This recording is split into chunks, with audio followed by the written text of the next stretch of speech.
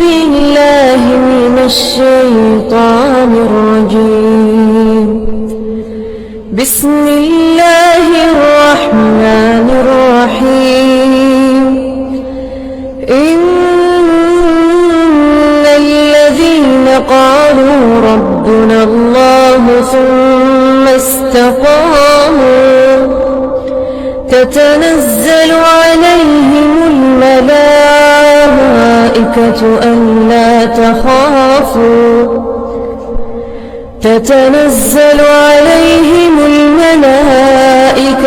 ألا تخافوا ولا تحزنوا وأبشروا بالجنة التي كنتم توعدون. نحن أولياؤكم في الحياة الدنيا وفي الآخرة ولكم فيها ما تشتهي أنفسكم ولكم فيها ما تدعون. نزلا من غفور رحيم. نزلا من غفور رحيم. ومن أحسن قولا ممن دعا إلى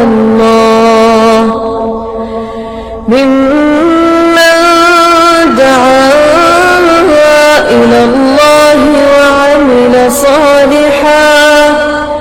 وعمل صالحا وقال إنني من المسلمين. ولا تستوي الحسنة ولا السيئة ادفع بالتي هي أحسن فإذا الذي بينك وبينه عداوة كأنه ولي حميم. وما يلقاها إلا الذين صبروا وما يلقاها إلا ذو حظ عظيم. وإما ينزغنك من الشيطان نزغ فاستعذ بالله إنه هو السميع العليم. الحمد لله نحمده ونستعينه ونستغفره ونعوذ بالله من شرور أنفسنا ومن سيئات أعمالنا. من يهده الله فلا مضل له ومن يضلله فلا هادي له. ونشهد أن لا إله إلا الله وحده لا شريك له وأشهد أن محمدا عبده ورسوله صلى الله عليه وسلم الذي أرسل رسوله بالحق بشيرا ونذيرا وداعيا إلى الله بإذنه وسراجا منيرا. فقد قال الله سبحانه وتعالى إن الله وملائكته يصلون على النبي يا أيها الذين آمنوا صلوا عليه وسلموا تسليما. اللهم صل على محمد وعلى آل محمد كما صليت على إبراهيم وعلى آل إبراهيم إنك حميد مجيد. اللهم بارك على محمد وعلى آل محمد كما باركت على إبراهيم وعلى آل إبراهيم إنك حميد مجيد. وقال تعالى يا أيها الذين آمنوا اتقوا الله حق تقاته ولا تموتن إلا وأنتم مسلمون. يا أيها الناس اتقوا ربكم الذي خلقكم من نفس واحدة وخلق منها زوجها وبث منهما رجالا كثيرا ونساء واتقوا الله الذي تساءلون به والأرحام إن الله كان عليكم رقيبا يا أيها الذين آمنوا اتقوا الله وقولوا قولا سديدا يصلح لكم أعمالكم ويغفر لكم ذنوبكم ومن يطع الله ورسوله فقد فاز فوزا عظيما أما بعد فإن خير الحديث كتاب الله وخير الهدي هدي محمد صلى الله عليه وسلم وشر الأمور محدثاتها وكل محدثات بدعة وكل بدعة ضلالة وكل ضلالة في النار.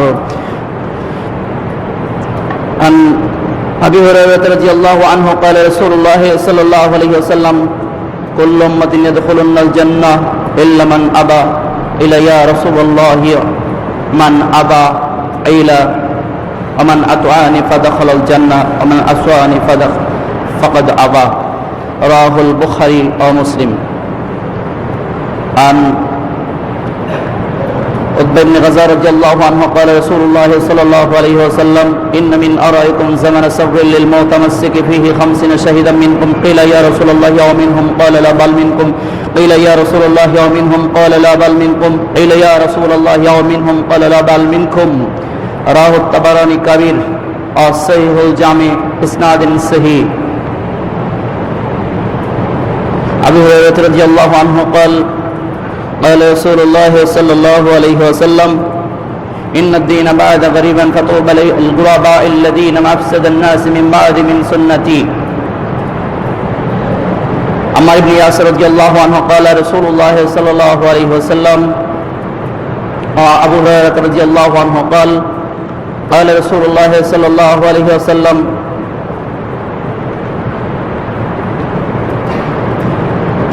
علي رضي الله عنه قال فمن أحدث حدثا أو محدثا فعليه لعن الله والملائكة والناس أجمعين لا يقبل منه عدل ولا صرف.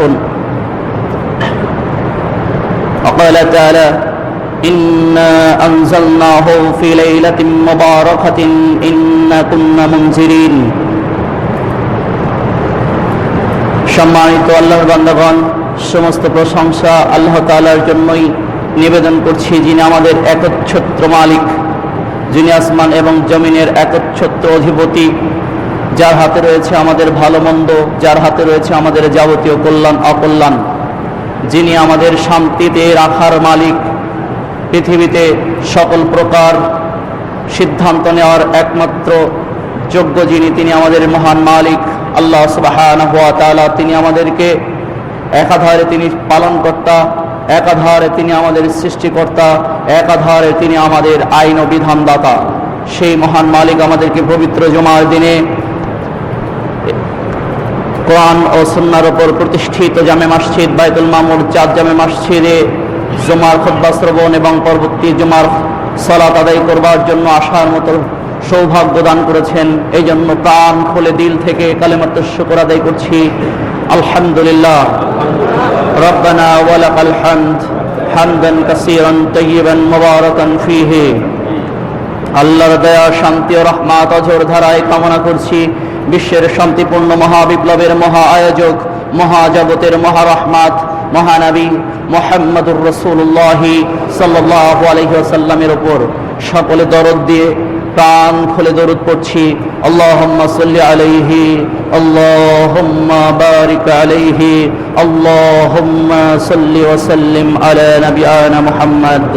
আল্লাহ তাআলার দয়া, শান্তি ও রহমত আরো কামনা করছি আমার নবী সাল্লাল্লাহু আলাইহি ওয়াসাল্লামের সাথে ছায়ার মতো অবস্থান করে যারা ইসলামকে পূর্ণাঙ্গ রূপ দান করতে সক্ষম হয়েছিলেন, আল্লাহ তাআলা তাদের সক্ষম করেছিলেন। যারা যাদের চরম আত্মত্যাগের কারণে আজকে এই দিন আমাদের পর্যন্ত পৌঁছেছে, সেই সম্মানিত সাহাবা আজমাইনের রক্তের ওপর বিজয়ী ইসলামে আমরা আজকে পালন করতে পারছি। তাদের ওপর আল্লাহর দয়া শান্তি অঝোর ধারায় বর্ষিত হোক, আল্লাহুম্মা আমিন। এছাড়া কিয়ামত পর্যন্ত যারা আমার নবী সাল্লাল্লাহু আলাইহি ওয়াসাল্লামের ওপর অর্পিত দিনের ওপর দৃঢ় অটল অবিচল থাকবে, সেই সমস্ত মুসলিম নরনারী সবার ওপর এবং জিন সম্প্রদায়ের ওপর যারা আমার নবী সাল্লাল্লাহু আলাইহি ওয়াসাল্লামের ওপর ঈমান এনেছিল, তাদের সবার ওপর আল্লাহর বিশেষ প্রশান্তি ও রহমত কামনা করে আজকে জুমার খুতবা শুরু করছি। শুরু থেকেই আন্তরিকভাবে দুঃখ প্রকাশ করছি এবং ক্ষমা চেয়ে নিচ্ছি সামান্য কিছু লেট হওয়ার কারণে। গতকাল থেকে এই ধর্মের নামে অধর্ম, সুন্নাতের নামে বেদাত, ইসলামের নামে দেওয়ালি পূজার বিরুদ্ধে যখন কথা বলেছি, তখন বিভিন্ন মহল থেকে জব চাওয়া হয়েছে। আর সেই জব দিতে দিতে দিতে দিতে সকালবেলা থেকে এ পর্যন্ত একদিক থেকে বিভিন্ন মুসলমান নামধারী কিছু কুলাঙ্গারদের সাথে যেমন কথা বলতে হয়েছে, তেমন আবার আমরা যেহেতু এই দেশে বসবাস করি, এই দেশের কিছু নিয়ম কানুনও আমাদের মানতে হয়। আমরা সংবিধান, দেশের আইন কানুন, এগুলোর ধর্মীয় ব্যাখ্যা যখন চলে আসে, কোরআনের ব্যাখ্যা যখন আসে, হাদিসের ব্যাখ্যা যখন আসে, তখন আমাদের আবার প্রস্তুত থাকতে হয় কিছু কুলাঙ্গারদের কিছু অপব্যাখ্যার জবাব দিতে। আর সে কারণেই মূলত আসতে দেরি হয়। গতকাল দীর্ঘ রাত পর্যন্ত এ বিষয় নিয়ে কথা হয়েছে, আজও কথা বলতে হয়েছে। কিছু ভালো সাংবাদিক আছেন, তাদের জন্য আল্লাহর দয়া কামনা করছি। তারা ভালো, এর আগেও কিছু ভালো রিপোর্ট করার চেষ্টা করেছে, তারা মুসলমান হওয়ার চেষ্টা করছে। তাদেরকে বলেছিলাম, আজকে যারা যে সমস্ত সাংবাদিকরা লিখবা যে যথাযথ ধর্মীয় ভাব গাম্ভীর্যের সাথে কি দেশ পালন হয়েছে, একথা লিখলে তোমার গুনাহ হবে, পাপ হবে, জাহান্নামে যাওয়া লাগবে, একথা বললে সাংবাদিকরা যখন খেপলো, তখন তাদেরকে ব্যাখ্যা করলাম, তোমরা যেহেতু শিক্ষিত মানুষ, পড়াশোনা করে এসেছো, আমার নিজেরও জেনারেল পড়াশোনা আছে, কাঠমাওলানা না, একথা তোমাদের জানিয়ে দেই। এসো, যদি ইতিহাসের ছাত্র তুমি হয়ে থাকো, সাংবাদিকরা তো বিভিন্ন বিভাগের ছাত্র হয়। যাই হোক, এখন একটা ভিন্ন সাবজেক্ট বের হয়েছে, গণযোগাযোগ ও সাংবাদিকতা, কিন্তু আগে ছিল না। আগে বিভিন্ন ডিপার্টমেন্ট থেকে, এই 2-4 বছর মাত্র ঢাকা বিশ্ববিদ্যালয়ে হয়েছে। তো বলছিলাম, তুমি যদি ইতিহাসের ছাত্র হয়ে থাকো, আসো, তোমাকে আজ ইতিহাস বোঝাই। তুমি যদি দর্শনের ছাত্র হয়ে থাকো, আসো, আজ তোমাকে দর্শন দিয়ে বোঝাই। তুমি যদি ইসলামের ছাত্র হয়ে থাকো, ইসলামিক স্টাডিজ যদি পড়ে থাকো, তাহলে তুমি ইসলাম দিয়ে বোঝো। তবে ধর্মের নামে অধর্ম চালু করো না দেশের মধ্যে। নবী সাল্লাল্লাহু আলাইহি সাল্লাম স্পষ্ট সতর্ক করেছেন, যারা ধর্মের নামে অধর্ম চালাবে, যারা আমার নামে মিথ্যাচার করবে, যারা এই ধর্মকে পরিবর্তন করবে, তাদের ব্যাপারে আল্লাহর লানত, আল্লাহর গজব কামনা করেছেন। অসংখ্য হাদিস বলেছি রয়েছে, সেগুলো একটার পর এক আজকে বর্ণিত হবে। এই জন্য একটু লেট হয়েছে, আন্তরিকভাবে আমি দুঃখ প্রকাশ করছি আপনাদের কাছে। আজকে এই বিষয়ে কথা বলবো। আমরা গত জুম্মা থেকে আলোচনা শুরু করেছিলাম, আপনাদের হয়তো মনে আছে, তারপরও আজকে বিশেষ একটা বিষয়ে কথা বলতে হবে, যেহেতু বিশেষ দিন আজ, এই জন্য বিশেষ বিষয়ে কথা বলতে হবে। যেহেতু আমাদের আলোচনার বিষয় চলছিল যে ইসলাম বা দিন মানা, প্রচার, প্রসার ও বাস্তবায়নের মূলনীতি, আর আজকে সেই বিষয়েই আলোচনা হবে। তবে একটু এই বিষয়ের উপবিষয় আজ আসবে, যেহেতু গুরুত্বপূর্ণ দিন। অনেকেই বলেছেন, সাংবাদিকরা সহ অনেকে আসতে চেয়েছেন, বিভিন্ন পত্রিকার, এছাড়া প্রশাসনের কিছু ভাইয়েরা যারা এসেছেন, আমি তাদের জন্য আল্লাহর দয়া কামনা করছি। বোঝার চেষ্টা করুন, আলোচনা বুঝতে চেষ্টা করুন। যে সমস্ত মা এবং বোনেরা মসজিদে এসেছেন, এ মর্মে আমরা বিনীত অনুরোধ করছি, আমরা জুমার খুতবায় আপনার জন্য দোয়া করছি, আল্লাহ আপনার উপর রহম করুন। কিন্তু আপনি যদি জুমার খুতবার মধ্যে কথা বলেন, ঠিক উল্টা কাজ হবে ইনশাআল্লাহ। আপনি জুমার খুতবায় যদি আরেকজনের কথা শ্রবণ করতে বাধা সৃষ্টি করেন, আপনার উপর রহমতের বিপরীতটা যেন হয়। আপনার উপর আল্লাহ রহমত করুন, আপনি আরেকজনকে শ্রবণ করার সুযোগ দিন, আরেকজনকে বসার জন্য সুযোগ দিন। কথা বলা থেকে সম্পূর্ণ দূরে থাকুন, সম্পূর্ণ দূরে থাকুন। জমা খুতবা চলাকালীন শুধু সালাত, তাহিয়াতুল মসজিদের সালাত খুবই গুরুত্বপূর্ণ। তাই আমার নবী সাল্লাল্লাহু আলাইহি সাল্লাম এটুকুর অনুমোদন দিয়েছেন মাত্র। পাশের একজন মুসল্লিকে কথা বলার কোনো সুযোগ নেই। আপনি কথা বলছেন কেন? চুপ থাকেন, এখন জুমার খুতবায় আছে, এ কথা আপনার জন্য হারাম করা হয়েছে। আপনি এ মর্মে আপনাকে আমরা বিনীতভাবে অনুরোধ করছি, আপনি আল্লাহর নবী সাল্লাল্লাহু আলাইহি সাল্লামের কথাকে যথাযথভাবে মূল্যায়নের জন্য প্রস্তুত থাকুন, না হলে জাহান্নামের ইন্ধন হবেন নিঃসন্দেহে, কোনো সন্দেহ ছাড়াই জাহান্নাম। নবী সাল্লাল্লাহু আলাইহি সাল্লামের কথার বিপরীত যদি কথা আপনার হয়ে যায়, আপনার আমল আকীদা হয়ে যায়, আপনার আগামী দিনের জন্য জাহান্নামের আগুন অপেক্ষা করছে। এতটুকুই বলে দিলাম। এই জন্য কথা খুব মনোযোগের সাথে শ্রবণ করতে হবে। আজকে যে আয়াত তেলাওয়াত করেছি সূরা দুখান, এই সূরা দুখানের আয়াত বাংলাদেশের হয়তো সব মসজিদে তেলাওয়াত করা হয়েছে, হবে, চলছে, চলতে থাকবে। এই সূরা দুখান, এই আয়াতের অনুবাদ করা হবে। এই আয়াতের একদিক থেকে অনুবাদ করা হবে উল্টা, আর একদিক থেকে এর ব্যাখ্যা করা হবে নিজের মস্তিষ্ক প্রসূত। শুনুন, জেনে রাখুন, বুঝে রাখুন, কোরআন নাজিল হয়েছে, নাজিল করেছেন আল্লাহ, ব্যাখ্যা বিশ্লেষণও তিনি করেছেন। অস্পষ্টতা তিনি রাখেন নাই এই কোরআনের মধ্যে, বক্রতা তিনি রাখেন নাই। শুরুতেই চলুন আল্লাহর বক্তব্য দিয়ে শুনি, কোরআন কি অস্পষ্ট, কোরআন কি বক্র আছে, কোরআন কি বোধগম্যের বাইরে আছে কিনা, অথবা এমন কিছু বিধান আমাদের উপর আল্লাহ চাপিয়ে দিয়েছেন কিনা যা আমরা বুঝতে সক্ষম নই। অস্পষ্টতার মধ্যে দিগ্ভ্রান্ত হওয়ার কোনো সুযোগ আছে কিনা কোরআনের কাছে জিজ্ঞাসা করে নেই। কোরআন উত্তর দিবে আমাদের কি দিগ্ভ্রান্ত হওয়ার সুযোগ আছে কিনা, আমাদের এর মধ্যে কি কোনো অস্পষ্টতা আছে কিনা। কোরআন তুমি বলো। কোরআন সাথে সাথে উত্তর দিবে, আলহামদুলিল্লাহিল্লাযী আনজালা আলা আবদিহিল কিতাবা ওয়া লাম ইয়াজআল লাহু ইওয়াজা। প্রশংসা সেই আল্লাহ রাব্বুল আলামিনের জন্য যিনি স্বীয় বান্দার উপর কিতাব নাজিল করে তার মধ্যে স্পষ্ট বিবরণ দিয়েছেন, কোনো বক্রতা বা অস্পষ্টতা তার মধ্যে তিনি রাখেন নাই। সুবহানাল্লাহ। সূরা কাহাফ 18 নম্বর সূরা 15 নম্বর পারার প্রথম আয়াত, 1 নম্বর আয়াত। তথা কোরআনের মধ্যে অস্পষ্টতা নেই। অস্পষ্টতা রয়েছে আপনার বিবেকে, অস্পষ্টতা রয়েছে আপনার বিদ্যায়, অস্পষ্টতা রয়েছে আপনার জ্ঞানে, অস্পষ্টতা রয়েছে আপনার পড়াশোনায়, অস্পষ্টতা রয়েছে আপনার গবেষণায়। কোরআনে অস্পষ্টতা নেই। আর কোরআন গবেষণা করতে আপনি ভুল করেছেন, উল্টা পথে চলেছেন, তাই আপনি আজকে কোরআনের অপব্যাখ্যা করবেন। আজকে বক্তব্যের বিষয় হচ্ছে ধর্মের নামে অধর্ম এবং ধর্মের নামে দেওয়ালি পূজা, সুন্নাতের নামে বেদাত।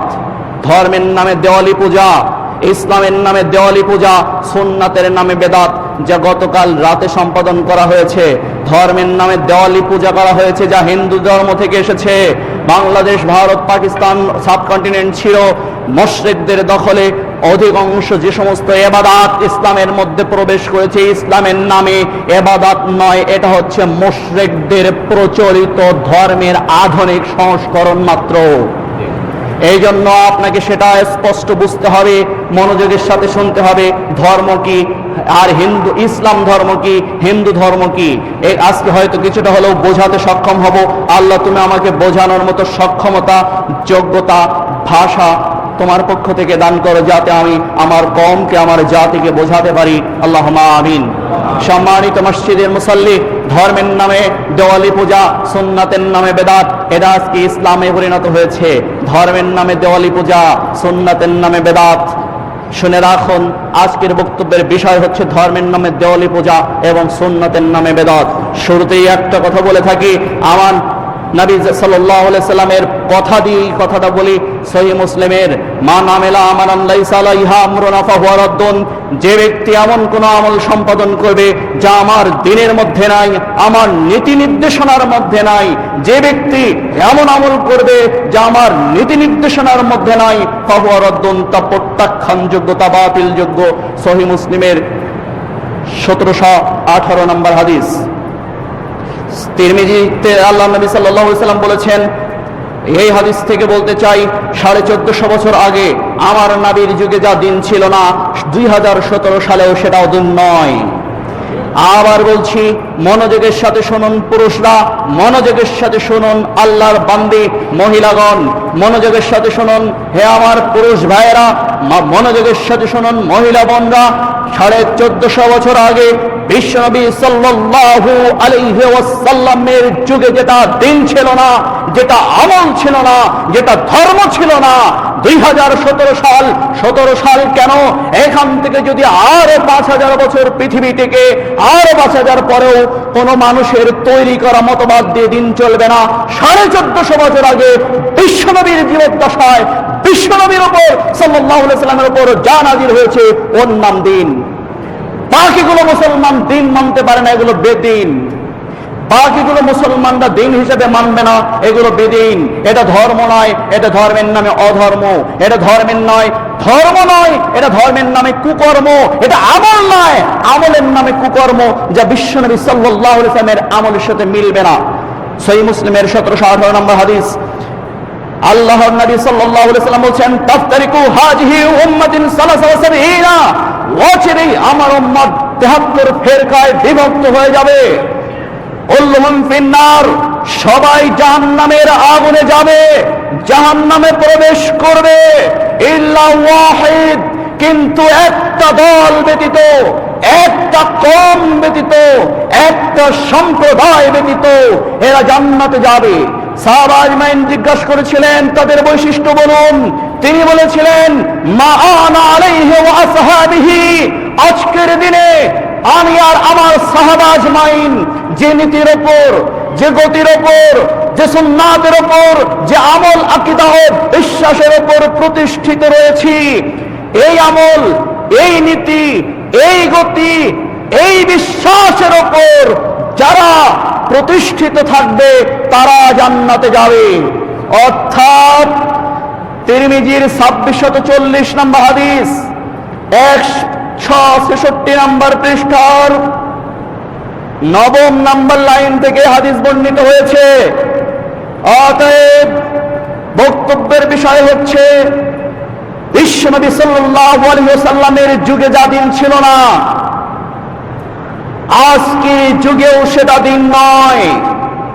বিশ্বনবী সাল্লাল্লাহু আলাইহি ওয়াসাল্লামের যুগে যেটা ধর্ম ছিল না, যে আমলটা আমল হিসেবে পরিগণিত হয়নি, যে আমল করা হয়নি, যে বিশ্বাস করা হয়নি, আজকের যুগেও সেই বিশ্বাস, সেই আমল যদি কেউ করে, বিশ্বনবী সাল্লাল্লাহু আলাইহি ওয়াসাল্লামের ভাষায় কুল্লুহুম ফিন্নার, প্রত্যেকটা আমলকারীকে জাহান্নামে প্রবেশ করতে হবে।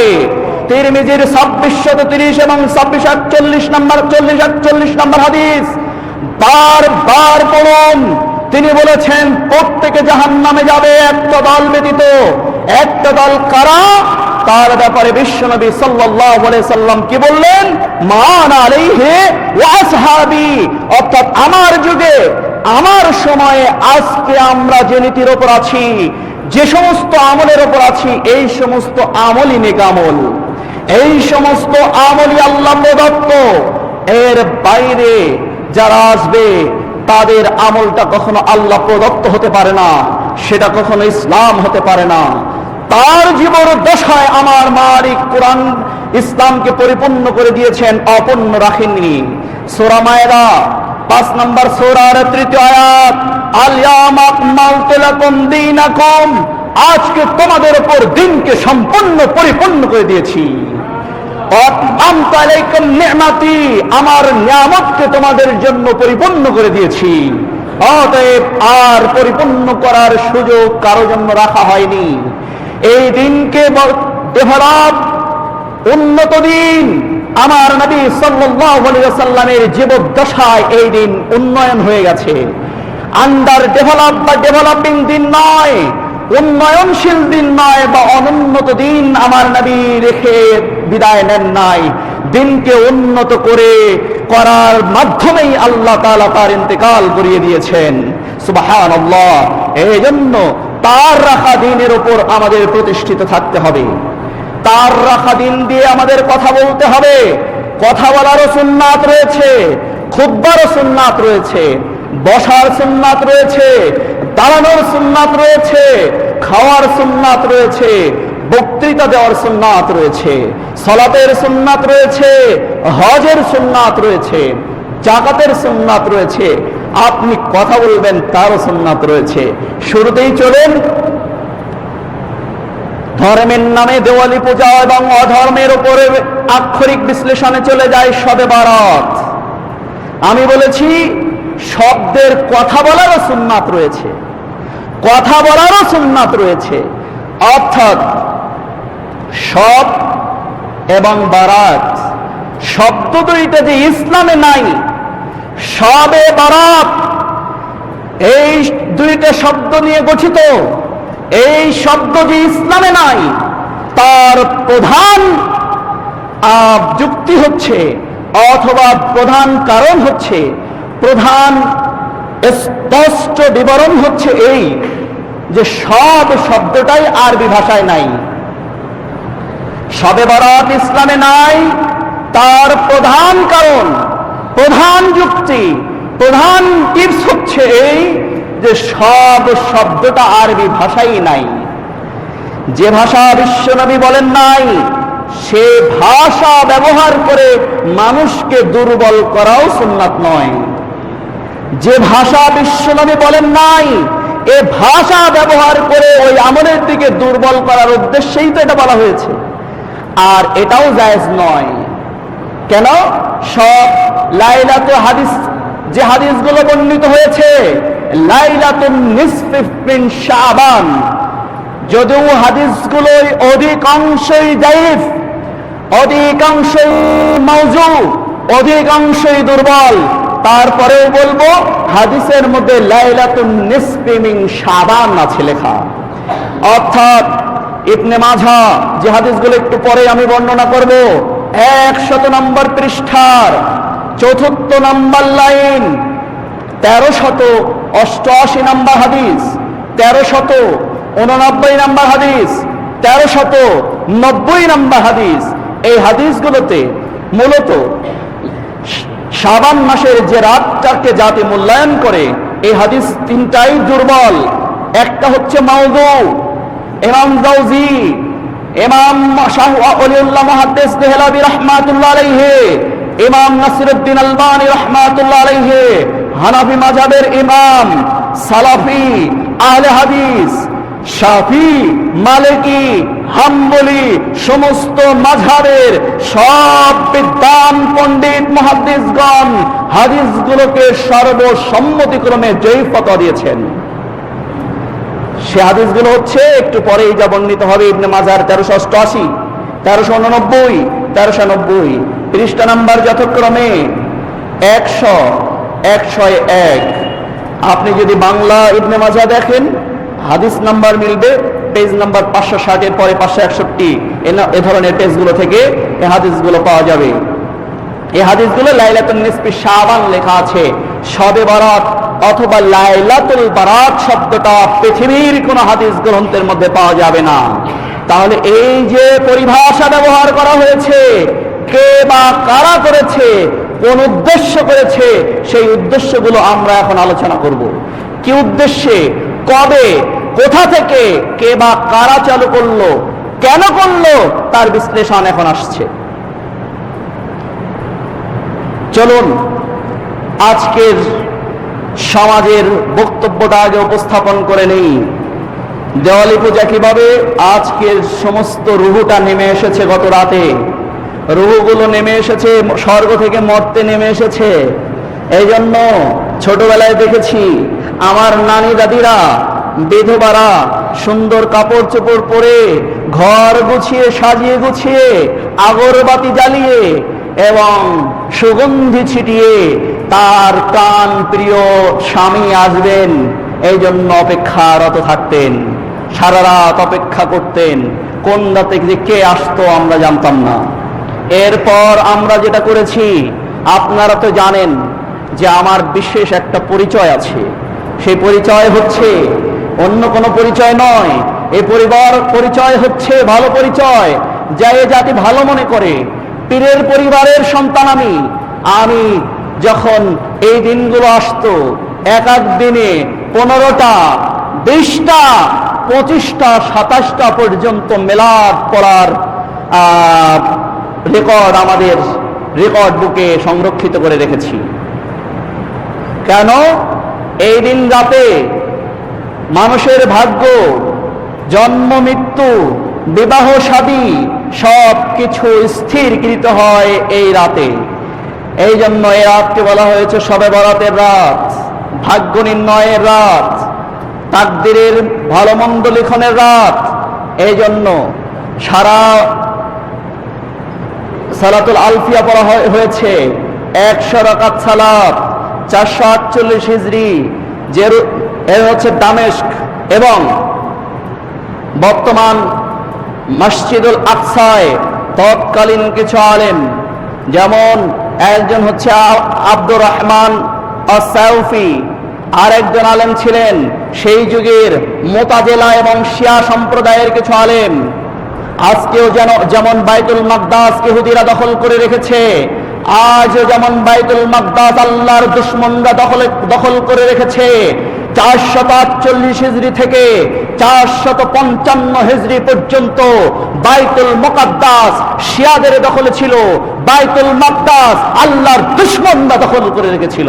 সেই সময় বাইতুল মাকদাসে কিছু আমল চালু করা হয়েছিল, সালাতুল আলফিয়া, সে সময় কিছু হাদিস তৈরি করা হয়েছিল। আমরাও এই হাদিস এক সময় বলেছি। 2008 এর আগে যদি আমার কোনো লেকচার আপনারা পান, সেখানে দেখবেন এই শবে বরাতের রাতে আমার বক্তব্য আছে। যদি আপনারা গোসল করতে পারেন, প্রত্যেকটা গোসলের পানির ফোঁটার সাথে সাথে 700 নফল সালাতের সওয়াব লিখে দেওয়া হবে। সুবহানাল্লাহ বলবেন না? নাউজুবিল্লাহ। আর কি করা হবে? প্রত্যেকটা পানির ফোঁটায় 700 গুনাহ ঝরিয়ে দেওয়া হবে। তাহলে মানে এইগুলো যে এই রাতে যদি গোসল করা হয়, এরপরে সালাতুল আলফিয়া সালাত আদায় করতে হবে কিভাবে? বাইতুল মাকদাস যেটা এখন, সেখানে এটা চালু হয় 448 হিজরিতে। সেখানে প্রত্যেক রাকাতে 10 বার করে সূরা ইখলাস পড়ে 100 রাকাত সালাত আদায় করা হতো। এই সময় বাইতুল মাকদাসের আশপাশে যত নেককার আলেমরা ছিলেন, পরহেজগার আলেমরা ছিলেন, আল্লাহওয়ালারা ছিলেন, তারা সবাই হিজরত করে চলে গিয়েছিলেন। কারণ এত বড় বিদআত চালু করা হয়েছে, যে কোনো সময় ভূমিধস হয়ে যে কোনো সময় আল্লাহ জাতিকে বিধ্বস্ত করে দিতে পারেন, এই ভয়ে তারা হিজরত করে চলে গিয়েছিল। আপনার সমাজে যেটা চলছে, এইটা চালু হওয়ার কারণে ওখান থেকে বাইতুল মাকদাসের আশপাশে যত, তার মধ্যে অন্যতম ছিলেন আব্দুল্লাহ, তার মধ্যে আরেকজন ছিলেন আব্দুল্লাহ ইবনে আবি আব্দুর রহমান, তার মধ্যে ছিলেন ওবাইদুল্লাহ, তার মধ্যে ছিলেন আব্দুর রহিম, তার মধ্যে ছিলেন মুহাম্মদ ইবনে আলী। এ ধরনের আলেমগণ, নেককার আলেমগণ সেখান থেকে বাইতুল মাকদাসের আশপাশে যারা বসবাস করতেন, এই বিদআত যখন চালু করা হয়েছিল তখন তারা সেখান থেকে হিজরত করে চলে গিয়েছিলেন। কারণ যে কোনো সময় আল্লাহর গজব নাজিল হয়ে যেতে পারে। কেন? আল্লাহর নবীর দ্বীনকে পরিবর্তন করে ফেলেছে এরা। তাই আমার নবী সাল্লাল্লাহু আলাইহি ওয়াসাল্লাম বলেছিলেন, ইন্নাদ দীন বা'দা গরিবান ফাতুবা লিল গুরাবা আল্লাযীনা মা আফসাদান নাস মিন বা'দি মিন সুন্নতি। অচিরেই একটা কওম আসবে যারা আমার সুন্নতকে এরা বিপর্যয় ঘটাবে, আমার সুন্নতকে এরা বিধ্বস্ত করে ছাড়বে। তাদের মধ্যে সৌভাগ্যপ্রাপ্ত ব্যক্তি তারা, আল্লাযীনা মা আফসাদান নাস মিন বা'দি মিন সুন্নতি, যারা আমার সুন্নাতকে সমহিমায় ফিরিয়ে আনার জন্য চেষ্টা করবে। আমার সুন্নাতকে সমহিমায় ফিরিয়ে আনার জন্য যারা চেষ্টা করবে, তাদের জন্য আল্লাহর নবী সাল্লাল্লাহু আলাইহি ওয়াসাল্লাম বলেছেন তারা হচ্ছে সুসংবাদ প্রাপ্ত, যারা জান্নাতের সুসংবাদ প্রাপ্ত। তিরমিজির 2630 এবং 31 নম্বর হাদিস। তিনি বলেছেন, অল্প সংখ্যক মানুষ দিয়ে এই দিনের সূচনা, অল্পদের মধ্যেই ফিরে যাবে। আজ অল্পদের মধ্যেই আছে সেদিন, আজকে সেইটাই ব্যাখ্যায় আমরা আছি। বলছিলাম এটা আজ আপনার সমাজে এ নিয়ে কি করা হবে? হালুয়া রুটির হিড়িক পড়ে যাবে, রাত জেগে ইবাদত করবে হাজার হাজার লাখ লাখ মানুষ। এদিন মসজিদে জায়গা দেওয়া মুশকিল হয়ে যায়, অথচ প্রত্যেকটা দিন এশার সালাতে মসজিদের কাতারগুলো ভরে না, ফরজ সালাতে মসজিদের কাতার পরিপূর্ণ হয় না, এশার সালাতে ফজরের সালাতে মসজিদগুলো মুসল্লি শূন্য হয়ে মাতম করতে থাকে। আর বছরের একটা দিন সমস্ত সওয়াব লুটে নেওয়ার জন্য বাকি এক বছর চালিয়ে দেবে, এই জন্য একটা দিন ধার্য করা হয়েছে, সেটা হচ্ছে ইসলামের নামে প্রহসন, সেটা হচ্ছে লাইলাতুল বারাত বা শবে বারাতের দিন। এদিন কি করা হলো? এদিন যেমন আমার নিজের বোনের ভাসুর বোঝেন কি, হাজব্যান্ডের বড় ভাই, সে হজ করে এসেছে, আবার বলে তার সহিহ আকীদার মানুষ, হজ করে এসেছে। এখন হজ করে আসলে এসে সালাত পড়ে না, আমার কাছে খবর আসলো উনি সালাত পড়ে না, একটু নসিহত করেন। আমি বললাম তাই তো, আপনি হাজি মানুষ, সালাত পড়েন না কেন? তা বলছে ভাই আমি আসলে কাবায় যখন সালাত পড়লাম প্রত্যেক রাকাতে 1 লক্ষ রাকাতের সওয়াব, এই জন্য আমি প্রচুর সালাত পড়েছি যাতে আমার সালাত পড়তে না হয় পরে। মানে সে ওই জায়গায় এত বেশি সালাত পড়ে এসেছে, পুরো জীবনের সালাত ওখান থেকে পড়ে এসেছে। তার মানে হচ্ছে এ জাতির মনে তাই করে যে সারা জীবন পুরো বছর অকর্ম করব, কুকর্ম করব, শিরিক করব, বেদাত করব, আর বরাতের রাত্রে বরাত পরিবর্তন করে নিয়ে আসবো। এই জন্যই তো গত রাত্রে সব বরাত পরিবর্তন করে নিয়ে এসেছে জাতি।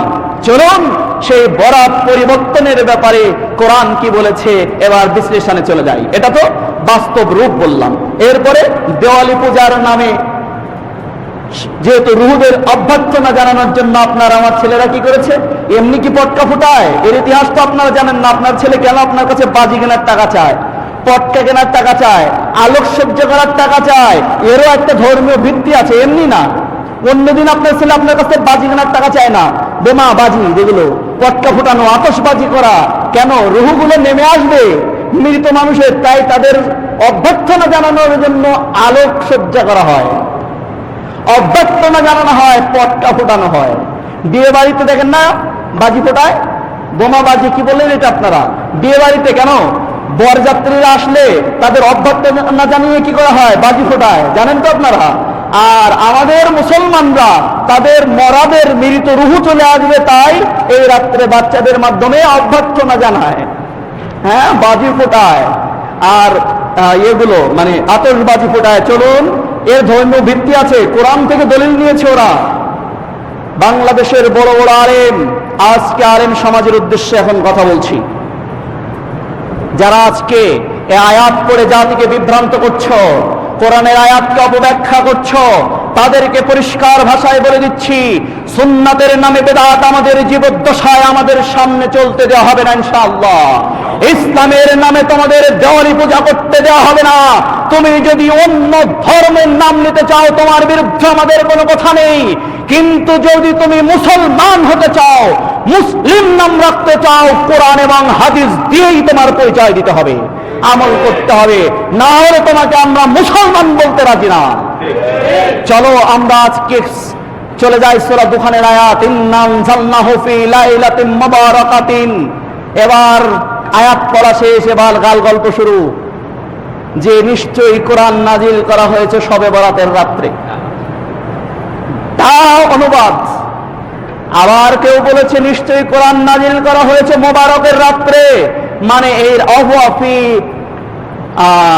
লাইলাতুল বারাত বা শবে বারাত, নিজেরা তাফসীর করেছে আবার, যেটা হচ্ছে শবে বরাতের রাতকে সূরা দুখানের 1 থেকে 3 নম্বর আয়াত বোঝানো হয়েছে। কোরআনের কাছে যদি আজকে আমরা জিজ্ঞাসা করি, এবং এ রাত্রেই দ্বিতীয় তৃতীয় ইন্না কুন্না মুনজিরিন, কেন নাজিল করলাম কোরআনকে?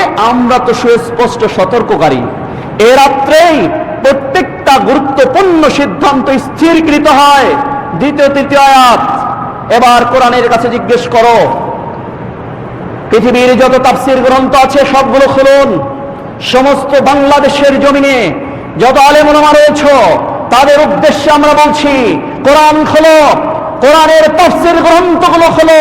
এটা কোনো দলীয় তাফসীর নয়, হানাফি মাযহাবের তাফসীর খোলো, তাফসীরে মারিফুল কোরআন, আল্লামা শফি রাহিমাহুল্লাহর লেখা তাফসীর ইবনে কাসির, বিশ্ববিখ্যাত তাফসীর গ্রন্থের নাম, যেখানে কোরআনের তাফসীর করা হয়েছে কোরআনের আয়াত দিয়ে, আয়াত এবং কোরআনের তাফসীর করা হয়েছে হাদিস দিয়ে। আপনি তাফসীরে তাবারি খুলুন, যেটার কোরআনের বলা হয় ব্যাকরণগত অলংকার এমন ভাবে সাজানো একটা তাফসীরের নাম হচ্ছে তাফসীরে তাবারি। আর একটা কোরআনের ব্যাকরণগত অলঙ্কৃত করে যে তাফসীর করা হয়েছে সেই বিশ্ববিখ্যাত আর একটা তাফসীর গ্রন্থের নাম হচ্ছে তাফসীরে কুরতুবী। তাফসীরে তাবারি, তাফসীরে কুরতুবী, তাফসীর ইবনে কাসির, তাফসীরে মারিফুল কোরআন, তাফসীরে অন্যান্য যে তাফসীরগুলো আছে, মারিফুল কোরআন, জিলালুল কোরআন, মানে সব মাযহাবের সমস্ত সম্প্রদায়ের বিভিন্ন সম্প্রদায়ের তাফসীর রয়েছে। সব তাফসীরগুলো খুলুন। সূরা দুখানের আয়াতের তাফসীর কি বলা হলো? তাফসীরে মারিফুল কোরআন হানাফি মাযহাবের একটা তাফসীর। এই তাফসীরে শাফি রাহমাতুল্লাহ আলাইহি তিনি স্পষ্ট বলেছেন, ইন্না আনজালনাহু ফি লাইলাতিন মুবারাকাতিন ওয়া হুয়া ফি লাইলাতিল কদর। তাফসীরে মারিফুল কোরআন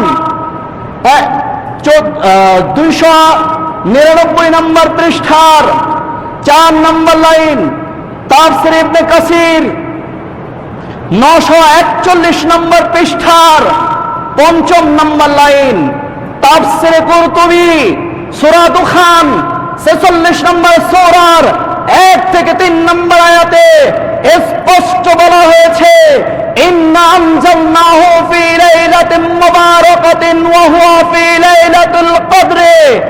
এই ফতোয়া দেওয়ার পরে তারা বলেছেন, অর্থাৎ তাফসীর ইবনে কাসির, তাফসীরে মারিফুল কোরআন, তাফসীরে ফি জিলালিল কোরআন, তাফসীরে কুরতুবী, তাফসীরে তাবারি, এই তাফসীরের মধ্যে এই ফতোয়া দেওয়া হয়েছে, এই সূরা দুখানের ইন্না আনজালনাহু ফি লাইলাতিন মুবারাকাতিন, নিশ্চয়ই আমি একে নাজিল করেছি মুবারাকাতিন অর্থাৎ বরকতময় রজনীতে।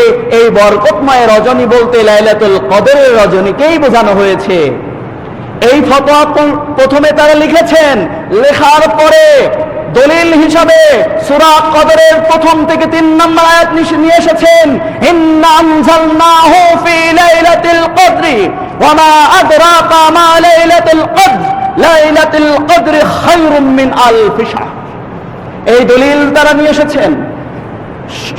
আল্লামা শফি রাহমাতুল্লাহ আলাইহি নিয়ে এসেছেন, ইমাম ইবনে কাসির রাহমাতুল্লাহ আলাইহি নিয়ে এসেছেন, ইমাম তাবারি নিয়ে এসেছেন, ইমাম কুরতুবী রাহমাতুল্লাহ আলাইহি নিয়ে এসেছেন। যাদের তাফসীর পড়ে আমরা মুফাসসির নাম লিখি, আমরা তো মুফাসসির না, আমরা মূলত দালাল। এইসব তাফসীরগুলো দালালি করে খাই। তাফসীর মুফাসসির মূলত ওনারাই, যারা তাফসীরগুলো লিখেছেন, কষ্ট করেছেন, সাধনা করে তাফসীরগুলোর ব্যাখ্যা দিয়েছেন, ওনারাই মুফাসসির। আর আমাদের নামে লেখা হয় না, আমার নামে কোথাও লিখলে আমি বলবো এটা আগে নামাও স্টেজ থেকে, তারপরে উঠবো। মুফাসসিরে কোরআন হযরত আল্লামা আর শায়েখ, মানে নামের পদবী খেলায় নাম খুঁজে পাওয়া যায় না আপনার আমার আলেমদের। তো দেখা যাচ্ছে এই সমস্ত মুফাসসির গুলো তো মুফাসসির নয়। তোমরা কিসের মুফাসসির? তোমরা তো দালাল। আমরা দালালি করে খাই এই তাফসীর গুলো। এই তাফসীর পড়েই তো আমরা মুফাসসির হয়েছি। এই তাফসীরের মধ্যে কি লেখা আছে আর আপনি বলছেন কি? তাফসীরের মধ্যে লেখা আছে কি আর আপনি বলছেন কি? এই আয়াত পড়ছেন, পরে বলছেন এটা কোরআনকে নাজিল করা হয়েছে শবে বরাতের রাত্রে। এবার দেখুন, ইন্না আনজালনাহু ফি লাইলাতিন মুবারাকাতিন, যেখানে আল্লাহ বলছেন নিশ্চয়ই আমি একে নাজিল করেছি, কোরআনকে নাজিল করেছি বরকতময় রজনীতে। আপনার আমাদের নবী সাল্লাল্লাহু আলাইহি সাল্লামের একটা নাম ছিল কি? মুহাম্মদ। আর একটা নাম কি? আহমদ। আরো নাম ছিল রাকিব, আরো নাম ছিল। রাসূল সাল্লাল্লাহু আলাইহি সাল্লামের অনেকগুলো নাম ছিল। আমাদের মহামন্বিত আল্লাহ, আমাদের মহান আল্লাহ সুবহানাহু ওয়া তাআলা, তার কি কি নাম আছে? আল্লাহ, রহমান, রহিম, মালিক, কুদ্দুস, সালাম। এগুলো কি ভিন্ন ভিন্ন আল্লাহ নাকি আল্লাহ একজনই? যেখানে সূরা দুখানের প্রথম আয়াতে আল্লাহ বলেছেন ইন্না আনজালনা, নিশ্চয়ই আমি একে নাজিল করেছি, ফি লাইলাতিন মুবারাকাতিন, মুবারকপূর্ণ রাতে, মর্যাদাপূর্ণ রজনীতে, বরকতময় রজনীতে এটা নাজিল করেছি। ঠিক একই কথা সূরা কদরের মধ্যে বলা হলো। এখন আপনারা যখন বিপদে পড়লেন যে তাহলে ঠিক আছে এটা কোন মাস, শাবান মাস, কোরআনের কাছে জিজ্ঞাসা করুন, তুমি কোরআন তো এসেছো মোবারকের রাত্রে, বললাম সেটা কোন মাসে? কোরআনের কাছে জিজ্ঞাসা করো, মুসলমান কোরআন উত্তর দিবে শাহরু রমাদান আল্লাযী উনজিলা ফীহিল কুরআন হুদাল লিন-নাস ওয়া বায়্যিনাতিন মিনাল হুদা ওয়াল ফুরকান। সুবহানাল্লাহ। সূরা বাকারা 2 নম্বর সূরার 185 আয়াত। হে মুসলমান আমার সম্প্রদায়, হে আমার কওম, হে আমার কওমের আলেম ওলামা, তোমাদের বিবেকের উদ্দেশ্যে বলছি, তুমি যে আজকে বলছো শাবান মাসের 15 তারিখে কোরআন নাজিল হয়েছে শবে বরাতের রাত্রে, কোরআনকে জিজ্ঞাসা করলে কোরআন মাসের কথা উল্লেখ করে দিচ্ছে। আমি শাবান মাসে আসে নাই, আমি এসেছি রমজান মাসে। সূরা বাকারার 185 আয়াত, স্পষ্ট আয়াত, শাহরু রমাদান আল্লাযী উনজিলা ফীহিল কুরআন, রমাদান সেই মাস যাতে আমি কোরআন নাজিল করেছি। এবার কোরআনের কাছে জিজ্ঞাসা করো যে বুঝলাম রমজান মাসে এসেছো, তো নিশ্চয়ই কোনো দিন বা কোনো রাত আছে কিনা তোমার আসার কোনো সময়? কোরআন সাথে সাথে বলবে ইন্না আনজালনাহু ফি লাইলাতিল কদর, হ্যাঁ আমি একে নাজিল করেছি কদরের রাতে। এবার প্রশ্ন করো আবার বিশ্ব নবী সাল্লাল্লাহু আলাইহি সাল্লামের কাছে, হে আমাদের রাসূল, যার অনুসরণ ব্যতীত আমাদের কোনো গত্যন্তর নাই, আপনি বলে দিন তো তাহলে সেই লাইলাতুল কদর কোন রাতে? বাংলাদেশ, ভারত, পাকিস্তানের আলেম ওলামার কাছে জিজ্ঞাসা করলে নিশ্চিত বলে দেবে 27তম রাতে। কিন্তু কোনো একটা দিন বা একটা রাতকে ইবাদতের জন্য ধার্য করা জায়েজ না ইসলামে। যার বাস্তব রূপ বুখারীর হাদিস, আল্লাহ নবী বলছেন, আল্লাহ আমি আসছি, আল্লাহ আমাকে বলে দিলেন কদরের রাতের খবর বলে দিলেন, আমি তোমাদের বলার জন্য বের হয়েছি, পথে দুজন বেচারা গ্যাঞ্জাম করতে শুরু করলো, ওই মিটাতে গিয়ে ভুলে গেছি। তবে এটা মনে আছে যে রমজান মাসের শেষ দশকের বেজর রাতে তোমরা খোঁজ করলে পাবে, তবে ফিক্সড রাতটা ভুলে গেছি, এর মধ্যে কল্যাণ আছে। কি বুঝলেন? ভুলে গেছে এর মধ্যে কল্যাণ আছে, তার মানে আল্লাহ চাচ্ছেন না তার বান্দা খালি কোনো একটা দিনকে বা একটা রাতকে ফিক্স করে নিয়ে ইবাদত করুক। আল্লাহ চাচ্ছেন যে আল্লাহর ইবাদত করার জন্য ওরা সাধনা করুক, চেষ্টা করুক, তালাশ করুক। হতে পারে 21, 23, 25, 27, 29, সব কয়টা রাত খুঁজলে তো একটা পাবোই, তাই না? কিন্তু হতে পারে সব কয়টা রাত খোঁজার কারণেই সব কয়টা রাতের মর্যাদা আল্লাহ সমান করে দিতে পারেন না? যে ঠিক আছে ওরা তো একটা রাত পেয়ে গেছে, বাকিগুলোর সওয়াবটা ওই রাতের মতো দিয়ে দিলাম, যেহেতু ওরা অনেক কষ্ট করেছে। আমার মালিকের কাছে কি কম আছে? আপনি কি মনে করেন? আমার মালিক কি কম দিতে পারেন? ওনার কোনো দিলে কমে যাবে? কমে যাবে না, দিতে পারেন। একটা রাতকে, একটা দিনকে ফিক্স করে নেবেন না, দিবেন না বলেই আল্লাহ তার নবীকে ভুলে দিলেন, তিনি নিজেও বললেন আমাকে ভুলে যাওয়া হয়েছে। একটা রাত, জুমার রাত হচ্ছে আমার নবী বলেছেন, তিরমিজি, মুসলিম, আবু দাউদ, সুনানে আরবা, কুতুবে সিত্তার সব গ্রন্থে এসেছে, জুমাবার হচ্ছে সপ্তাহের সর্বশ্রেষ্ঠ দিন। তারপরেও এই দিনকে ইবাদতের জন্য, এই দিনের রাতকে ইবাদতের জন্য খাস করার জন্য নিষেধ করা হয়েছে। এমনকি বলা হয়েছে তোমরা জুমাবারের দিন ফিক্স করে সিয়ামও রেখো না, যদি সিয়াম রাখতেই চাও আগের দিন পরের দিন মিলিয়ে নাও। কোন একটা দিন ফিক্স করার সুযোগ ইসলামে রাখা হয় নাই। এবার চলুন, তানাজ্জালুল মালাইকাতু ওয়ার রূহ।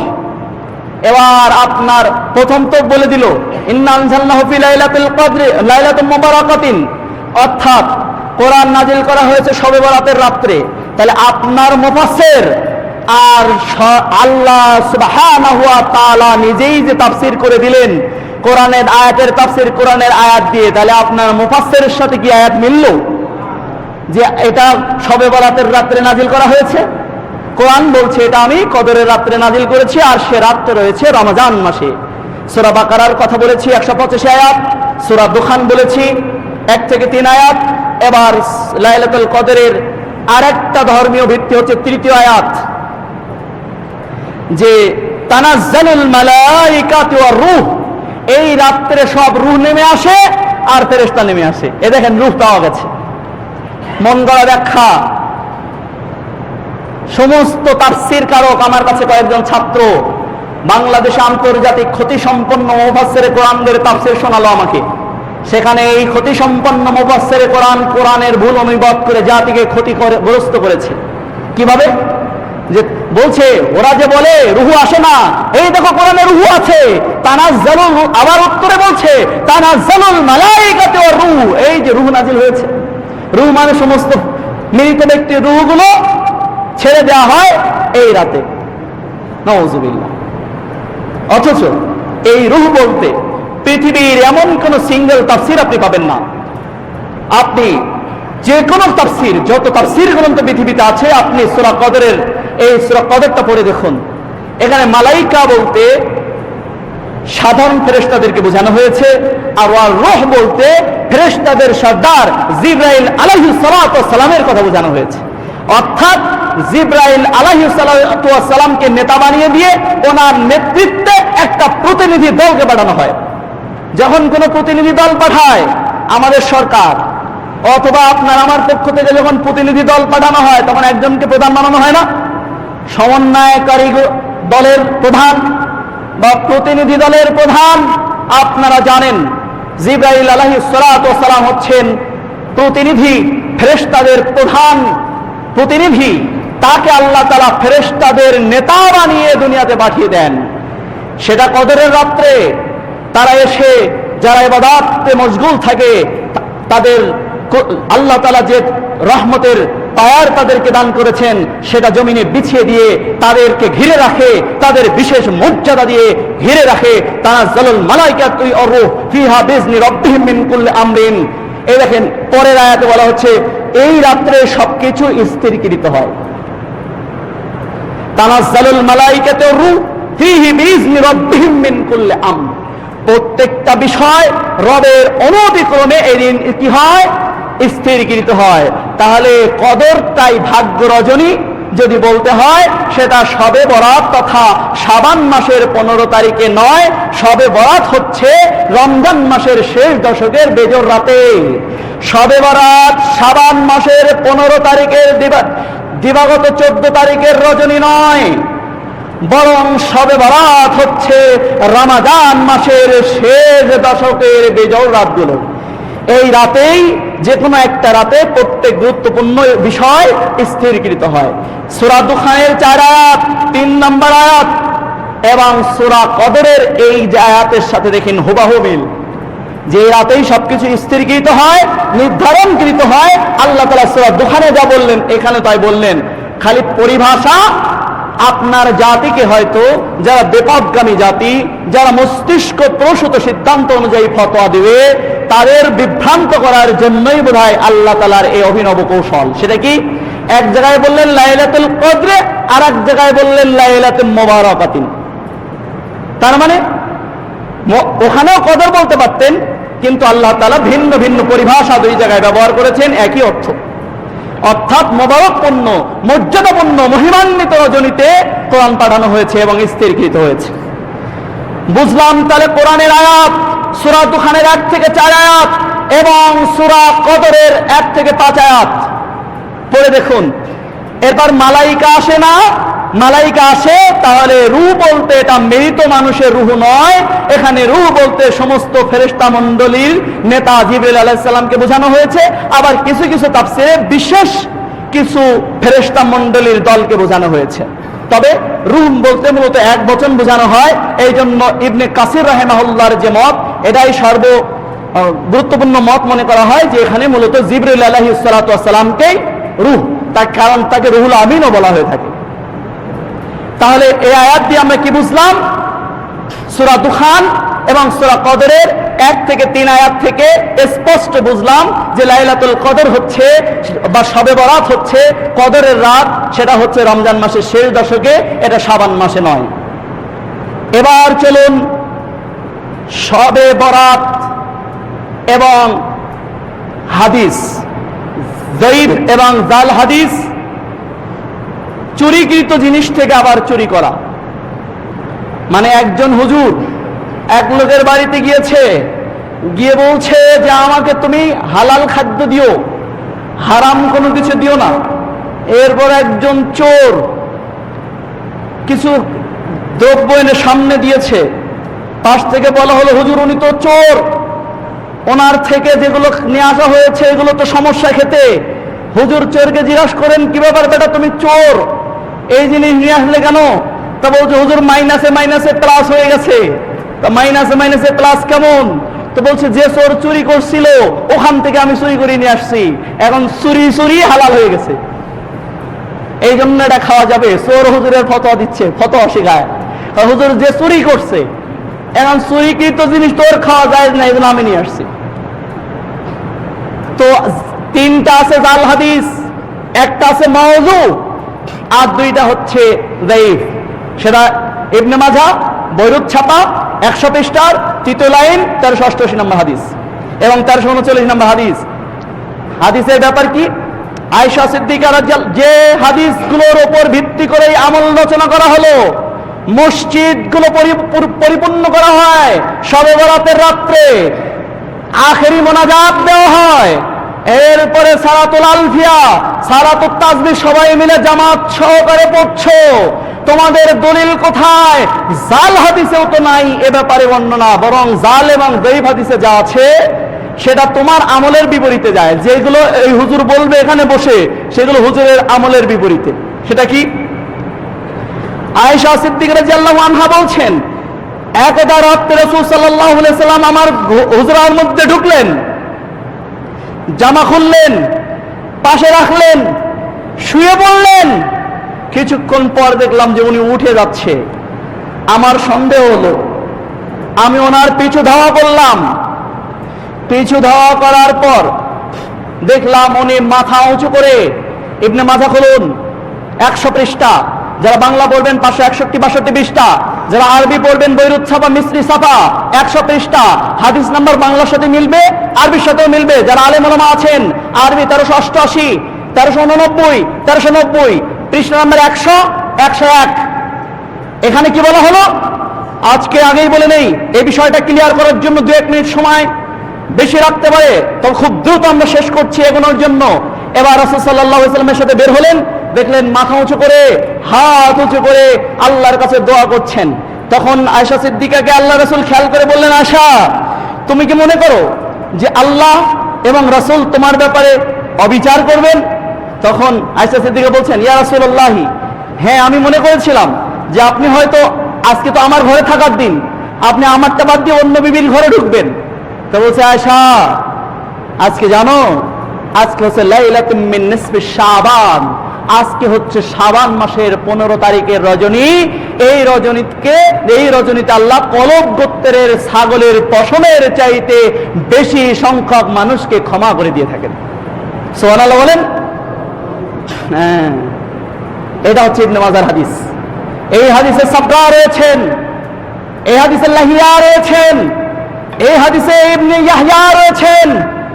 3 জন রাবী সম্পর্কে ইমাম আবু হানিফা রাহমাতুল্লাহ আলাইহির মাযহাবের 3 জন মুহাদ্দিস, সালাফি আহলে হাদিস, অর্থাৎ আহলে হাদিস বা সালাফি মাযহাব বা আপনি আহলে হাদিস বা সালাফি গণের ইমাম নাসরুদ্দিন আলবানী, শাইখ বিন বাজ, এনারা সকলে সম্মিলিতভাবে একজন বলেছেন মাওযু, ইমাম আলবানী বলেছেন হাদা হাদিসুন যায়ীফুন, ইমাম মুহাদ্দিস শাওরিল্লাহ মুহাদ্দিস দেহলভী বলেছেন যায়ীফ, এছাড়া শাইখ বিন বাজ বলেছেন যায়ীফ জিদ্দান, আলবানী রাহমাতুল্লাহ বলেছেন যায়ীফ জিদ্দান ও মাওযুআতুন। এ তো জিদ্দান এবং জালও বটে। এই হাদিসের ব্যাপারে সব মাযহাবের ইমামগণ একই কথা বলেছেন। এই সাবরা, ইয়াহইয়া এবং সারিত, এই যে কয়েকজন রয়েছেন প্রত্যেক রাবী সম্পর্কে মুহাদ্দিসদের বক্তব্য হচ্ছে এরা হাদিস জাল করত, মিথ্যা বর্ণনা করত, হাদিস সম্পর্কে হাদিস চোর বলা হতো।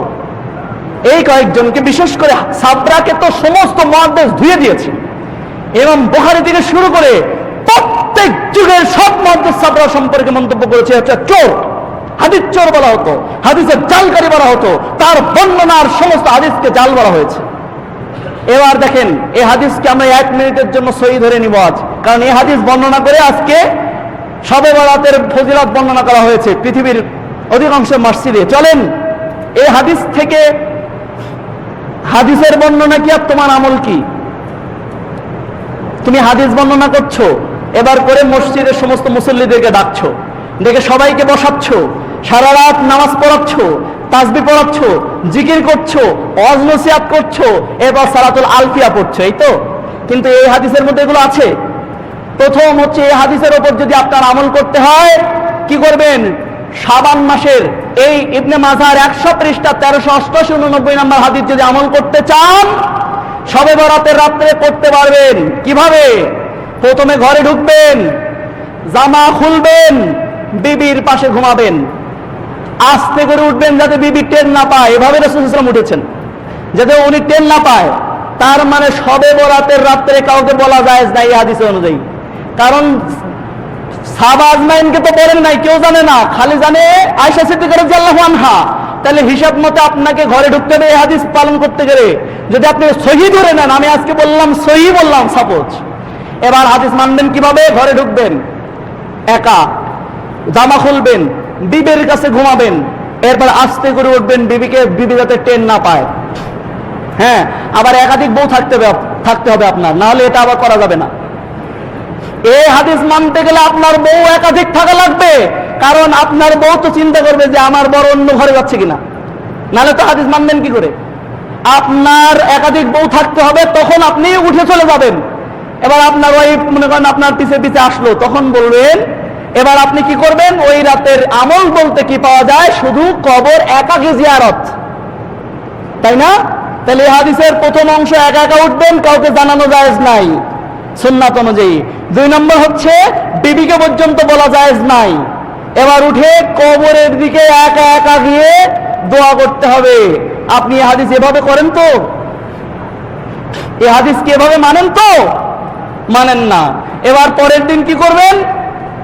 আমরা যেটা করেছি, দাদির কবর কোথায় আর জাতি কাঁদে কোন জায়গায়, হালুয়ার রুটি। হালুয়া রুটি তত্ত্ব কি? এটা 627 হিজরিতে চালু হয়েছে। আবু মুজাফফর আল কুকুবুরি সাহেব এটা চালু করেছিলেন সেই এরবল শহরে, ইরাকের এরবল শহরে তিনি এটা চালু করেছিলেন। এবার কি করা হলো? শিয়াদের থেকে এই ঘোষণা এসেছে কি, উহুদের যুদ্ধে রাসূলুল্লাহ সাল্লাল্লাহু আলাইহি ওয়াসাল্লামের দান মোবারক শহীদ হয়েছিল, সত্য ঘটনা। ইন্না লিল্লাহি ওয়া ইন্না ইলাইহি রাজিউন। ভালো করে বুঝেন, উহুদের যুদ্ধে রাসূল সাল্লাল্লাহু আলাইহি ওয়াসাল্লামের দান মোবারক শহীদ হয়েছিল। এজন্য তিনি যন্ত্রণায় ব্যথায় নরম জাতীয় খাবার খেয়েছিলেন, হালুয়া বা রুটি। হালুয়া রুটি খেয়েছিলেন। এই ব্যথায় সমবেথিত হওয়ার জন্য আমরা হালুয়া রুটি খাই। ঠিক আছে, আপনি বাইহাকি মুহাদ্দিসদের উদ্দেশ্যে বলছি, বইরুত ছাপা 201 202 নম্বর পৃষ্ঠা, বাইহাকি সুনানে কুবরা 201 পৃষ্ঠা, 202 পৃষ্ঠা, লাইন নম্বর 19, 20, 21, 22, 23, 24, 25, 26, 27 নম্বর লাইন পর্যন্ত বর্ণিত হয়েছে উহুদের যুদ্ধের বর্ণনা। উহুদের যুদ্ধ হয় 3য় হিজরি 11ই শাওয়াল, রোজ শনিবার সকাল বেলায়। আবার শোনেন, বাইহাকি 201 পৃষ্ঠা, 202 পৃষ্ঠা, 3য় খণ্ড, বাইহাকি 3য় খণ্ড 201, 202 পৃষ্ঠার মধ্যে বর্ণিত হয়েছে উহুদের যুদ্ধ হয় 3য় হিজরি শাওয়াল মাস 11 তারিখ শনিবার সকালবেলা উহুদের যুদ্ধ হয়। আর আপনি ব্যথা অনুভব করছেন 2 মাস আগে। হ্যাঁ, আপনি ব্যথা অনুভব করেন শাওয়াল মাসে, শাবান মাসে। আল্লাহর নবীর দান মোবারক শহীদ হয়ে গেল উহুদের যুদ্ধে, সেটা হচ্ছে শাওয়াল মাসে, আর আপনি 2 মাস আগে করেন ব্যথা অনুভব। তাহলে আপনি তো আবু জেহেলের গোষ্ঠী, তাই না? কারণ আবু জেহেলরা জানতো যে ওনাকে আহত করা হবে, ওনাকে কষ্ট দেওয়া হবে। এই জন্য তোমরা ঠাট্টা করে, বিদ্রুপ করে যে কয়দিন পরে দাঁত ভেঙে দেওয়া হবে, তুমি কেমনে খাওয়া এই জন্য দেখাচ্ছি আমরা। এই জন্য তুমি 2 মাস আগে হালুয়া রুটি খাও। মুসলমান, তোমার লজ্জা করা উচিত। বিশ্বনবী সাল্লাল্লাহু আলাইহি সাল্লামের ইতিহাস জানো না, হাদিস জানো না, বুঝো না। হালুয়া রুটি হালাল খাবার, প্রত্যেক দিন খাও, কিন্তু হাদিসের নামে বাটপারি করে জালিয়াতি করে এ ধরনের খাবার অর্থ কি? এরপরে আসুন ধর্মীয় ভিত্তি। এদিন কি করা হলো? 1388 নম্বর হাদিস যেটা রয়েছে, সেটা রাতে ইবাদত করতে বলা হয়েছে, দিনে সালাত আদায় করতে বলা হয়েছে। কারণ এ রাত্রে আল্লাহ তাআলা প্রথম আসমানে নেমে আসেন শবে বরাতের রাত্রে, বান্দাকে ডেকে বলেন যে কে আছো আমার কাছে রিজিক প্রার্থনা করি, আমার কাছে চাও। কে আছো অসুস্থ, আমাকে বলো, আমি সুস্থ করে দিব। কে আছো গুনাহ ক্ষমা করি, আমার কাছে ক্ষমা চাও, আমি ক্ষমা করে দিব। এই যে ইবনে মাজাহ 1388, 1389 নম্বর হাদিস। এই হাদিসটা যে সহিহ নয় সে ব্যাপারে সমস্ত আলেমগণ বলেছেন সাবরা মূলত এই হাদিসটিকে জাল করেছে। কোন হাদিস থেকে? আল্লাহ প্রত্যেক রাতের শেষ তৃতীয়াংশ সময়ে প্রথম আসমানে নেমে আসেন, বান্দাকে মর্মে ডাকেন। এটা লাইলাতুল কদর না, এটা প্রত্যেক রজনীতে হয়ে থাকে। তাহলে এই হাদিস থেকে সাবরা জাল করেছে, এটা খালি শবে বরাতের রাত্রে আসে। আমাদের আল্লাহর রহমতের এত ঘাটতি নাই যে উনি বছরে একবার আসবেন আর বাকি বছর রহমত জমাবেন না। আমাদের আল্লাহ অশেষ রহমতের অধিকারী, তিনি পর্যাপ্ত রহমত তার কাছে রয়েছে। এই জন্য প্রত্যেক রাতেই এটা হয়ে থাকে, এক রাতে নয়। এবার আসুন মিলাদ। মিলাদ নামে আমরা যা পড়তাম, খালি কোরআনে আয়াতটা পড়তাম নানা হুজুরের সাথে, শুধু এতটুকুই পড়তাম, মাকানা মুহাম্মাদুন নাবা আহাদিম মিন রিজালিকুম ওয়ালাকিন রাসূলুল্লাহি ওয়া খাতামান নবিয়্যিন বালাগাল উলা বিকামালিহি। এর মধ্যে কি? কোরআনে আয়াত হচ্ছে সূরা আহজাবের 40 নম্বর আয়াত, এরপরে শুরু হয়ে গেল বালাগাল উলা বিকামালিহি কাশাবাদ দুজা বিজামালিহি। এরপর আল্লাহুম্মা সাল্লি আলা সাইয়্যিদিনা মাওলানা মুহাম্মদ ওয়া আলা আলি সাইয়্যিদিনা মাওলানা মুহাম্মদ। দেখেন দরুদ বানানো হয়েছে। আগেরটা হচ্ছে কবিতা শেখ সাদির, পরেরটা হচ্ছে আপনার মস্তিষ্ক প্রসূত দরুদ। সাহাবা আজমাইনের কাছে রাসূল সাল্লাল্লাহু আলাইহি সাল্লাম যখন এই আয়াত নাযিল হলো, ইয়া আইয়ুহাল্লাযীনা আমানু সাল্লু আলাইহি ওয়া সাল্লিমু তাসলিমা। সূরা আহজাবের কত আয়াত? 56 আয়াত, 56 থেকে 58 আয়াত। মুমিনদেরকে নির্দেশ দেওয়া হচ্ছে তোমরা রাসূলের উপর দরুদ এবং সালাম প্রেরণ করো। সালাম, সাহাবা আজমাইন বলছেন কাইফা নুসাল্লি আলাইক, আমরা সালাম দেওয়া শিখেছি, কিন্তু আমরা কিভাবে আপনার উপর সালাত প্রেরণ করব, দরুদ প্রেরণ করব? তখন তো রাসূল সাল্লাল্লাহু আলাইহি ওয়াসাল্লাম বলেন নাই যে তোমাদের মধ্যে যারা ভালো ভালো কবি আছো আমার নামে কবিতা লিখে নিয়ে আসো, বা তোমরা তো অনেক জ্ঞানী গুণী ব্যক্তি আছো, যেভাবে ভালো প্রশংসা বাক্য আমার নামে যা খুশি করো, এর নাম দরুদ। তাই বলেছেন? বলেন কুল, তোমরা বলো আল্লাহুম্মা সাল্লি আলা মুহাম্মাদ ওয়া আলা আলি মুহাম্মাদ কামা সাল্লাইতা আলা ইব্রাহিম ওয়া আলা আলি ইব্রাহিম ইন্নাকা হামিদুম মাজিদ। আল্লাহুম্মা বারিক আলা মুহাম্মাদ ওয়া আলা আলি মুহাম্মাদ কামা বারাকতা আলা ইব্রাহিম ওয়া আলা আলি ইব্রাহিম ইন্নাকা হামিদুম মাজিদ। এভাবে শেখালেন। তাহলে কি হলো? এভাবে রাসূল সাল্লাল্লাহু আলাইহি ওয়াসাল্লাম শেখালেন দরুদ। আর তিনি তো নিজের থেকে বানিয়ে নিতে বলেননি, বলেছেন রাসূল সাল্লাল্লাহু আলাইহি ওয়াসাল্লাম নিজে বলে দিলেন দরুদ, আর আপনি সেটাকে বাদ দিয়ে এটাই মূলত দরুদ। আর বালাগাল উলা কবিতা, আল্লাহুম্মা সাল্লি আলা সাইয়্যিদিনা মাওলানা মুহাম্মদ 1450 বছর আগে ছিল না। বালাগাল উলা আমার নবীর সময় ছিল না, সেটা ইবাদত ছিল না, শবে বরাত বিশ্ব নবীর যুগে ছিল না, আজকের যুগেও আমরা তা ইসলাম হিসেবে মানতে রাজি নই। অতএব এটা যারা পালন করছে, ইসলামের নামে বিদআত করছে, এটা যারা পালন করছে বিশ্ব নবীর দিনকে অবমাননা করে নতুন দিন কায়েম করেছে। এটা অন্য কোন ধর্ম হলেও ইসলাম ধর্মের কোন স্থান নেই, থাকতে পারে না। অতএব তার 15 শাবান রাত অন্য সমস্ত রজনীর মতোই, 15 শাবানের রাত অন্য সমস্ত রজনীর মতোই একটা রাত।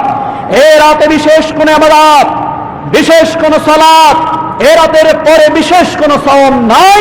তবে শাবান মাসে অধিক হারে সিয়াম রাখা আমার নবীর সুন্নাত। আপনি শাবান মাসে অধিক হারে সিয়াম পালন করুন। বুখারী থেকে মিশকাতের 254 নম্বর পৃষ্ঠায় আয়েশা সিদ্দিকা রাদিয়াল্লাহু আনহা বলেছেন রাসূল সাল্লাল্লাহু আলাইহি ওয়াসাল্লাম অধিক হারে সিয়াম পালন করতেন। অতএব আপনি করুন রমজান মাস ব্যতীত অন্য মাসে।